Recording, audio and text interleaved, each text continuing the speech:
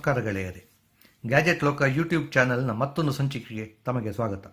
ಇಂದಿನ ಈ ಸಂಚಿಕೆಯಲ್ಲಿ ನಾವು ವಾಚುಗಳು ಅಂದರೆ ಕೈಗಡಿಯಾರಗಳನ್ನು ತಯಾರಿಸುವುದರಲ್ಲೂ ತುಂಬ ಪ್ರಸಿದ್ಧವಾಗಿರುವ ಟೈಟಾನ್ ಕಂಪನಿಯ ಫಾಸ್ಟ್ ಟ್ರ್ಯಾಕ್ ಶ್ರೇಣಿಯಲ್ಲಿ ಬಂದಿರುವಂತಹ ಫಾಸ್ಟ್ ಟ್ರ್ಯಾಕ್ಸ್ ರಿಫ್ಲೆಕ್ಸ್ ಹೆಸರಿನ ಹೆಲ್ತ್ ಬ್ಯಾಂಡ್ ಅಥವಾ ಆಕ್ಟಿವಿಟಿ ಟ್ರ್ಯಾಕರ್ ಅಥವಾ ನಾವು ಕನ್ನಡದಲ್ಲಿ ಇದನ್ನು ನಾವು ಚಟುವಟಿಕೆ ಪಟ್ಟಿ ಅಂತ ಹೇಳಬಹುದೇನೋ, ಚಟುವಟಿಕೆ ಲೆಕ್ಕಿಗಂತಲೂ ಹೇಳ್ಬೋದು.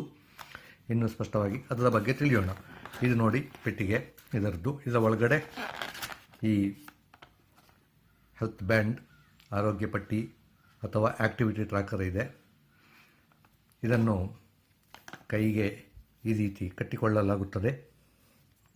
ಇದು ಬೆಲ್ಟ್ ನೋಡಿ, ಮೇಲ್ಗಡೆ ಕಪ್ಪು, ಒಳಗಡೆ ಕೆಂಪು ಬಣ್ಣದಲ್ಲಿದೆ. ಈ ಮೇಲ್ಗಡೆ ಬಣ್ಣ ಮತ್ತು ಕೆಳಗಡೆ ಬಣ್ಣ 3 ಮಾಲಿಕೆಯಲ್ಲಿ ಸಿಗುತ್ತದೆ. ಈ ಪೆಟ್ಟಿಗೆಲ್ಲ ನಮಗೆ ಬೇಡ. ಈಗ ನಾವು ಇದರ ಬಗ್ಗೆ ಹೆಚ್ಚು ತಿಳಿಯೋಣ. ನೋಡಿ, ಈ ಥರ ಕಟ್ಟಿಕೊಳ್ಳಲಾಗುತ್ತದೆ. ಇದನ್ನು ಒಂದು ಸಲ ಒತ್ತಿದರೆ ಬೇರೆ ಬೇರೆ ಡಿಸ್ಪ್ಲೇ ಚೇಂಜ್ ಬದಲಾಗ್ತಾ ಇರುತ್ತದೆ.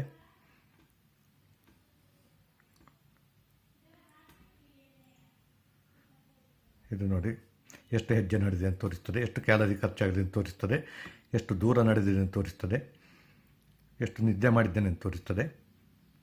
ಇದು ಈಗಿನ ಗಂಟೆ, ಈಗ ಎಷ್ಟು ಗಂಟೆ ಮತ್ತು ಈಗ ಸಮಯ, ಎಷ್ಟು ಬ್ಯಾಟ್ರಿ ಇದೆ ಇತ್ಯಾದಿ ತೋರಿಸ್ತದೆ. ಇದರಲ್ಲಿ ಈ ಪಟ್ಟಿಯ ಒಳಗಡೆ ಅದರ ಸಂವೇದಕ ಅಥವಾ ಸೆನ್ಸರ್ ಇಲ್ಲಿದೆ. ಇದನ್ನು ನೀವು ಹೀಗೆ ತೆಗೆದು ಇದರಲ್ಲಿ ನೋಡಿ, ಇದು USB ಚಾರ್ಜರ್ಗೆ, ಯಾವುದೇ USB ಚಾರ್ಜರ್ಗೆ ನೇರವಾಗಿ ಸಂಪರ್ಕ ಅಥವಾ ಚಾರ್ಜ್ ಮಾಡಲು. ಈಗ ನಿಮ್ಮ USB ಚಾರ್ಜರ್ ಇದ್ದರೆ ಅದಕ್ಕೆ ಹೀಗೆ ಜೋಡಿಸಿ ಚಾರ್ಜಿಂಗ್ಗೆ ಇಡಬಹುದು, ಚಾರ್ಜ್ ಆಗ್ತದೆ. ಭಾಳ ಸುಲಭವಾಗಿದೆ.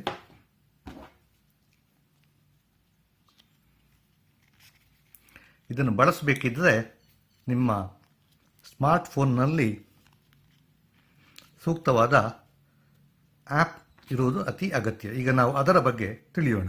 ನಾನು ಇವಾಗಲೇ ಹೇಳಿದಂತೆ ಈ ನಿಮ್ಮ ಸ್ಮಾರ್ಟ್ಫೋನ್ನಲ್ಲಿ ಟೈಟನ್ನವರ ಅಥವಾ ಸ್ಮಾರ್ಟ್ ಟ್ರ್ಯಾಕ್ನವರ ಫಾಸ್ಟ್ ಟ್ರ್ಯಾಕ್ ರಿಫ್ಲೆಕ್ಸ್ ಅಂತ ಹೇಳೋ ಹೆಸರನ್ನ ಆ್ಯಪನ್ನು ನೀವು ಹಾಕಿಕೊಂಡ್ರೆ ಅದು ನಿಮ್ಮ ಫಾಸ್ಟ್ ಟ್ರ್ಯಾಕ್ ರಿಫ್ಲೆಕ್ಸ್ ಜೊತೆ ಸಂಪರ್ಕ ಹೊಂದಿ, ಬ್ಲೂಟೂತ್ ಮೂಲಕ ಸಂಪರ್ಕ ಹೊಂದಿ ಬೇರೆ ಬೇರೆ ಮಾಹಿತಿಗಳನ್ನು ತೋರಿಸ್ತದೆ. ಉದಾಹರಣೆಗೆ ನೋಡಿ, ಇಲ್ಲಿ ನೀವು ನೋಡಿರ್ಬೋದು 922 ಹೆಜ್ಜೆ ನಡೆದಿದೆ ಅಂತ ತೋರಿಸ್ತಾ ಇದೆ. ಆದರೆ ಇಲ್ಲಿ ನೋಡಿ 1276 ಹೆಜ್ಜೆ ನಡೆದಿದೆ ಅಂತ ತೋರಿಸ್ತಾ ಇದೆ. ಅಂದರೆ ಇದು ಆಟೋಮೆಟಿಕ್ ಆಗಿ ಸಿಂಕ್ ಆಗ್ತಾ ಇಲ್ಲ, ನೀವು ಅದನ್ನು ಮ್ಯಾನ್ಯಲ್ ಆಗಿ ಸಿಂಕ್ ಮಾಡ್ತಾ ಇರಬೇಕಾಗುತ್ತೆ. ಈಗ ನೋಡಿ, ಇಲ್ಲಿ ಹೋಗಿ ಈ ಸೆಟ್ಟಿಂಗ್ಸ್ ಹೋಗಿ ಪೇರ್ ರಿಫ್ಲೆಕ್ಸ್ ಅಂತ ಹೇಳಿ ಮಾಡಿ, ಪೇರ್ ರಿಫ್ಲೆಕ್ಸ್ ಅಂತ ಹೇಳಿ ಮಾಡಿದಾಗ ಅದು ಅದ್ರ ಜೊತೆ ಪೇರ್ ಆಗಿ ಮಾಹಿತಿಯನ್ನು ನವೀಕರಣ ಮಾಡ್ತಾ ಇರುತ್ತದೆ. ಮತ್ತು ಕೆಲವು ಸಲ ಅದು ಆಗುವುದೇ ಇಲ್ಲ. ಅದು ಯಾವಾಗ ಆಗ್ತದೆ ಆಗೋದಿಲ್ಲ ಅಂತ ನಮಗೆ ಸರಿಯಾಗಿ ಹೇಳಲಿಕ್ಕೆ ಆಗೋದಿಲ್ಲ. ಈಗ ನೋಡಿ, ಈಗ ಆಗ್ತಾ ಇಲ್ಲ. ಕೆಲವು ಸಲ ಆಗ್ತದೆ, ಕೆಲವು ಸಲ ಆಗೋದಿಲ್ಲ. ಅಂದರೆ ಈ ತಂತ್ರಾಂಶವನ್ನು ಇವರು ಅದೇ ಈ ಆ್ಯಪನ್ನು ಸರಿಯಾಗಿ ತಯಾರಿಸಿಲ್ಲ ಅಂತ ನಾನು ಹೇಳ್ಬೋದು. ಈಗ ಇನ್ನೂ 922 ಅಂತ ತೋರಿಸ್ತಾ ಇದೆ.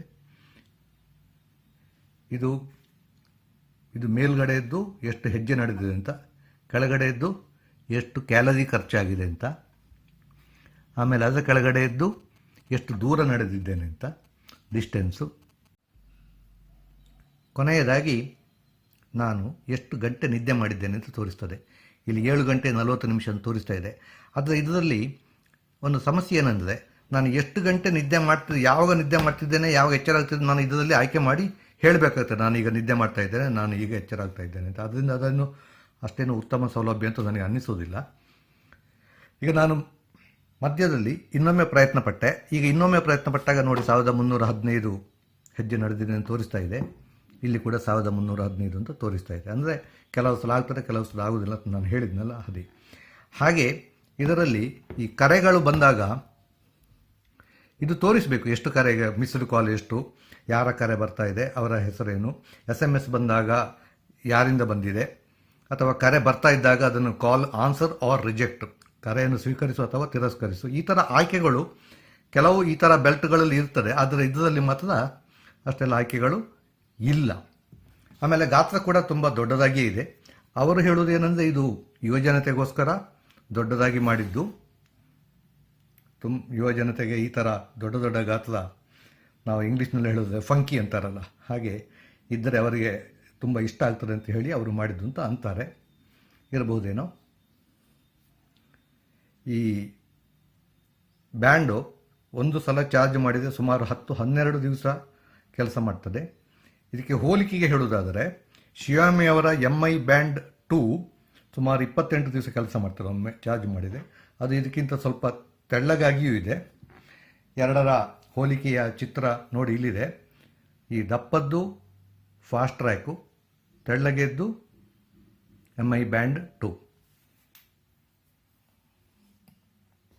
ನನ್ನ ಪ್ರಕಾರ ಈ ಫಾಸ್ಟ್ ಟ್ರ್ಯಾಕ್ ರಿಫ್ಲೆಕ್ಸು 1995 ರೂಪಾಯಿದ್ದು.